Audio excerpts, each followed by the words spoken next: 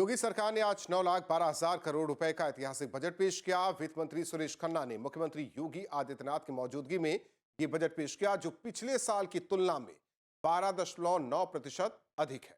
सरकार ने शिक्षा के लिए 12.4% और चिकित्सा के लिए 6% बजट आवंटित किया है, जबकि राजकोषीय घाटे की सीमा 3% रखी गई है। इस बजट के जरिए प्रदेश की अर्थव्यवस्था को नई रफ्तार देने का लक्ष्य रखा गया है। राज्य की प्रति व्यक्ति आय बढ़कर 1,09,844 रुपए हो गई है, जो साल 2016-17 की तुलना में दोगुनी से ज्यादा है। 2025-26 तक इसे 1,20,000 रुपए तक पहुंचाने का लक्ष्य तय किया गया है। जीएसडीपी में 13.4% की वृद्धि और बेरोजगारी दर घटकर 2.24% रहना सरकार की उपलब्धि के तौर पर पेश किया गया है। युवाओं के लिए टेक युवा समर्थ युवा योजना और एआई मिशन की शुरुआत की गई है। पुलिस विभाग में 2,19,000 से अधिक भर्तियां हो चुकी हैं। 83,000 से ज्यादा पदों पर प्रक्रिया जारी है।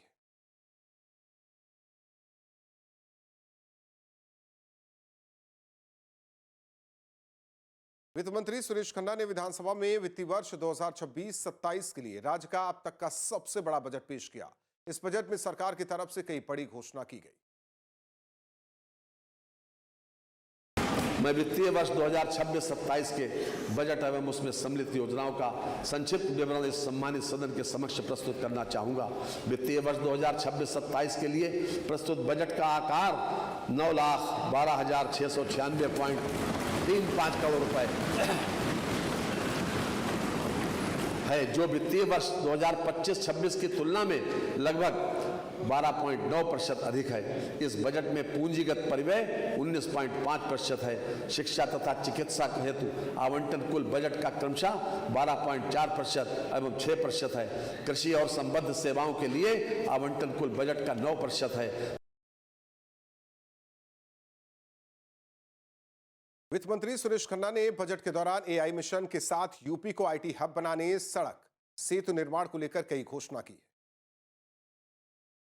इंडिया एआई मिशन के साथ प्रदेश की 49 आईटीआई को एआई लैब के साथ राज्य के एआई सेंटर ऑफ एक्सीलेंस तथा इंडिया एआई डाटा लैब्स की स्थापना हेतु 32,82,00,000 रुपए की व्यवस्था है। साइबर सुरक्षा संचालन केंद्र की स्थापना की नई योजना प्रस्तावित की जा रही है, जिसके लिए 95 करोड़ 16 लाख रुपए की व्यवस्था प्रस्तावित है। एवं सेतुओं के निर्माण, चौड़ीकरण एवं अनुरक्षण हेतु 34,468 करोड़ रुपए की व्यवस्था प्रस्तावित है। प्रदेश में नॉर्थ साउथ कॉरिडोर के विकास हेतु मार्गों के चौड़ीकरण, सुदृढ़ीकरण, निर्माण हेतु 400 करोड़ रुपए की व्यवस्था प्रस्तावित है।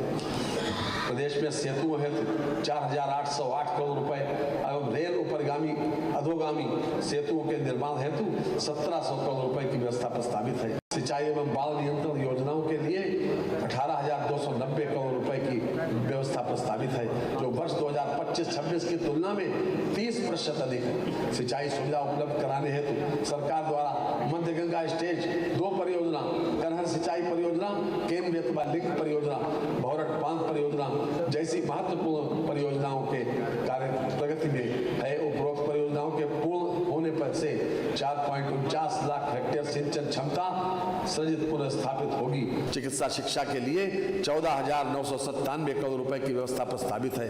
वर्तमान में प्रदेश में 81 मेडिकल कॉलेज हैं, जिनमें 45 राज्य सरकार द्वारा संचालित हैं एवं 36 निजी क्षेत्र द्वारा संचालित हैं। वर्तमान में 60 जनपद मेडिकल कॉलेज की सुविधाओं से आच्छादित हैं। 16 सेवित जनपदों में मेडिकल कॉलेजों की स्थापना PPP पद्धति से की जानी है। हमारा प्रदेश निकट भविष्य में देश के आईटी हब के रूप में अपनी पहचान निश्चित रूप से बनाएगा।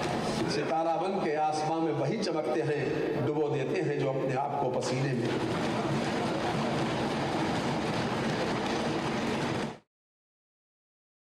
वित्त मंत्री सुरेश खन्ना ने बजट के दौरान बेरोजगारी को कम करने, रोजगार बढ़ाने के साथ गन्ना किसानों को सौगात को लेकर बड़ा ऐलान किया। 2024-25 त्वरित अनुमान में प्रदेश की जीएसडीपी 30.25 लाख करोड़ रुपए आकलित हुई है, जो गत वर्ष की तुलना में 13.4% की वृद्धि परिलक्षित करता है। प्रदेश की प्रति व्यक्ति आय 1,09,844 रुपए आकलित हुई है, जो वर्ष 2016-17 में प्रति व्यक्ति आय 54,564 रुपए के दोगुने से अधिक। वर्ष 25-26 में प्रति व्यक्ति आय 1,20,000 रुपए होने का अनुमान है। प्रदेश में हम लगभग 6 करोड़ लोगों को बहुआयामी गरीबी से ऊपर उठाने में सफल हुए हैं। बेरोजगारी की दर 2.24% रह गई है। एसडीजी इंडिया इंडेक्स में उत्तर प्रदेश की रैंकिंग जो वर्ष 18-19 में 29वें स्थान पर थी, बेहतर होकर वर्ष 23-24 में 18वें स्थान पर आ गई है। राज्य सरकार द्वारा फरवरी 2024 में चौथे ग्लोबल इन्वेस्टर समिट का सफलतम आयोजन किया गया। अब तक लगभग 50 लाख करोड़ रुपए के एमओयूज हस्ताक्षरित हो चुके हैं, जिनसे लगभग 10 लाख रोजगार का सृजन संभावित है। इनमें से अब तक लगभग 15 लाख करोड़ रुपए के निवेश की लगभग 16,000 से अधिक परियोजनाओं के 4 ग्राउंड ब्रेकिंग सेरेमनी संपन्न हो चुके हैं। सरकार के अब तक के कार्यकाल में 3,04,321 करोड़ रुपए से अधिक के रिकॉर्ड गन्ना मूल्य का भुगतान कराया गया है। ये भुगतान इसके पूर्व के 22 वर्षों के सम्मिलित गन्ना मूल्य भुगतान 2,13,519 करोड़ रुपए से भी 90,802 करोड़ रुपए अधिक है। पेराई सत्र 2025-26 हेतु गन्ना मूल्य की दरों में 30 रुपए प्रति कुंटल की वृद्धि की गई है। इस बढ़ोतरी से गन्ना किसानों को लगभग 3,000 करोड़ रुपए का अतिरिक्त गन्ना मूल्य भुगतान प्राप्त होगा। रबी विपणन वर्ष 2025-26 में कृषकों से भी 10.27 लाख मीट्रिक टन गेहूं का क्रय करते हुए 2,512 करोड़ रुपए का भुगतान किया गया है। प्रदेश कृषि उत्पादन में देश का अग्रणी राज्य है। गेहूं, धान, गन्ना, आलू, केला, आम, अमरूद, आंवला और मेंथा उत्पादन में राष्ट्रीय स्तर पर प्रदेश का योगदान सर्वाधिक है। 2016-17 में सिंचित क्षेत्र 2.16 करोड़ हेक्टेयर के मुकाबले प्रदेश में वर्ष 2024-25 में 60 लाख हेक्टेयर अधिक अर्थात 2.76 लाख हेक्टेयर का हो चुका है। फसल सघनता जो 2016-17 में 162.7% थी, वर्ष 2024-25 में 193.7% हो चुकी है। वित्त मंत्री सुरेश खन्ना ने बजट में पर्यटन विकास के लिए खजाना खोल दिया। साथ ही प्रदेश में हवाई कनेक्टिविटी बढ़ाने जेवर एयरपोर्ट को लेकर कई बड़ी घोषणा की। मेरठ, मथुरा, वृंदावन एवं कानपुर विकास प्राधिकरण के अंतर्गत अवस्थापना सुविधाओं के विकास की नई योजना हेतु 750 करोड़ रुपए की व्यवस्था प्रस्तावित है। नई योजना सिटी इकोनॉमिक रीजन हेतु 100 करोड़ रुपए की व्यवस्था प्रस्तावित है। अयोध्या के सर्वांगीण विकास हेतु 100 करोड़ रुपए की व्यवस्था प्रस्तावित। स्मार्ट सिटी की तर्ज पर उत्तर प्रदेश ने प्रदेश के अन्य 7 नगर निगमों अयोध्या, फिरोजाबाद, गोरखपुर, गाजियाबाद, मथुरा, वृंदावन, मेरठ व शाहजहांपुर को राज्य स्मार्ट सिटी के रूप में विकसित करने की अभिनव पहल की। नागरिक उड्डयन हेतु 2111 करोड़ रुपए की व्यवस्था प्रस्तावित है। प्रदेश में हवाई कनेक्टिविटी को बढ़ाने के लिए प्रदेश सरकार द्वारा निरंतर प्रयास किए जा रहे हैं। जेवर एयरपोर्ट का एक एविएशन इनोवेशन एवं रिसर्च सेंटर के साथ रखरखाव और ऑपरेशन हब के रूप में विकसित करने की दिशा में प्रदेश सरकार अग्रसर है। जनपद गौतम बुद्ध नगर के जेवर में पीपीपी मोड पर अंतर्राष्ट्रीय एयरपोर्ट के प्रथम चरण का विकास कार्य प्रशस्त है। राज्य सरकार द्वारा जेवर अंतर्राष्ट्रीय एयरपोर्ट में बनने वाले 2 रनवे की संख्या को बढ़ाकर 5 रनवे बनाए जाने का निर्णय लिया गया है। माननीय मुख्यमंत्री के मार्गदर्शन में हमने अपनी सांस्कृतिक धार्मिक धरोहरों के पुनरुत्थान का कार्य किया है, जिससे प्रदेश में पर्यटन को भी बढ़ावा मिला है और नए रोजगार सृजित हुए हैं। ये अलग बात है तुम न बदलो मगर जमाना बदल रहा है। ये अलग बात है तुम न बदलो मगर जमाना बदल रहा है। गुलाब पत्थर पे खिल रहे हैं, चिराग आंधियों में जल रहे हैं। श्री राम जन्मभूमि मंदिर अयोध्या धाम तक पहुंच मार्ग परियोजना के अंतर्गत श्री राम जन्मभूमि मंदिर अयोध्या धाम मुख्य पहुंच मार्ग रामपथ का निर्माण कार्य पूर्ण होने वाला है। जमधरा में प्रस्तावित वैदिक वेलनेस सिटी से श्री राम जन्मभूमि मंदिर पहुंच मार्ग के उच्चीकरण का कार्य कराया जा रहा है। काशी में वैदिक विज्ञान केंद्र के प्रथम एवं द्वितीय चरण का कार्य पूर्ण कर पठन पाठन का कार्य प्रारंभ हो गया है। जनपद मिर्जापुर के त्रिकोणीय क्षेत्र मां विंध्यवासिनी मंदिर, मां अष्टभुजा मंदिर मां काली खोह मंदिर के परिक्रमा पथ एवं जन सुविधा स्थलों को विकसित किए जाने हेतु 200 करोड़ रुपए की व्यवस्था प्रस्तावित है। 2025 में जनवरी से जून तक लगभग 122 करोड़ पर्यटक प्रदेश में आए, जिनमें से 121 करोड़ से अधिक भारतीय पर्यटक तथा 33 लाख से अधिक विदेशी पर्यटक शामिल हैं। मुख्यमंत्री पर्यटन स्थलों का विकास योजना हेतु 500 करोड़ रुपए की व्यवस्था प्रस्तावित है। उत्तर प्रदेश श्री अयोध्या तीर्थ विकास परिषद द्वारा अयोध्या क्षेत्र में पर्यटन अवस्थापना विकास हेतु 150 करोड़ रुपए की व्यवस्था प्रस्तावित है।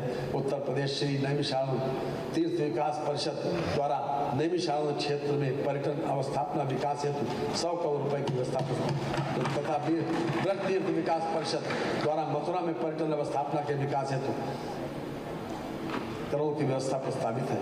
विंध्यवासिनी देवी धाम तथा वाराणसी में पर्यटक सुविधाओं के विकास हेतु 100 करोड़ रुपए की व्यवस्था प्रस्तावित है। योगी सरकार के बजट पर पूर्व मंत्री सिद्धार्थनाथ सिंह ने क्या कुछ कहा, आपको सुनवाते हैं। योगी सरकार ने आज अपना 10वां बजट पेश किया है। 9,12,000 करोड़ से भी ज्यादा का बजट है और इस वक्त मेरे साथ पूर्व मंत्री सिद्धार्थनाथ सिंह जी मौजूद हैं।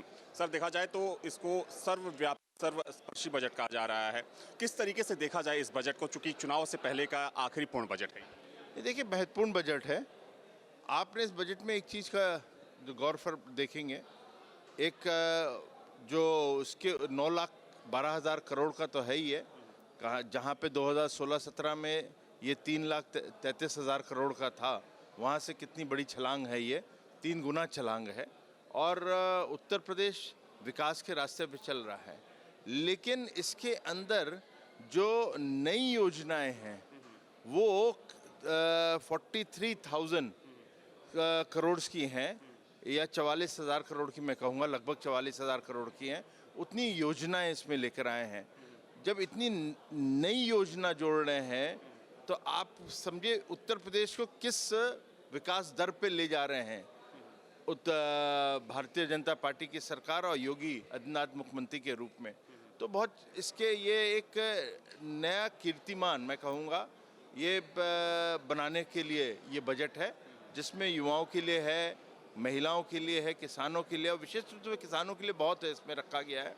और विशेष और युवाओं को नए जो युवा रोजगार के जो क्षेत्र खोले जा रहे हैं, और आज के ज़माने के एआई को लेते हुए बहुत बड़ा है।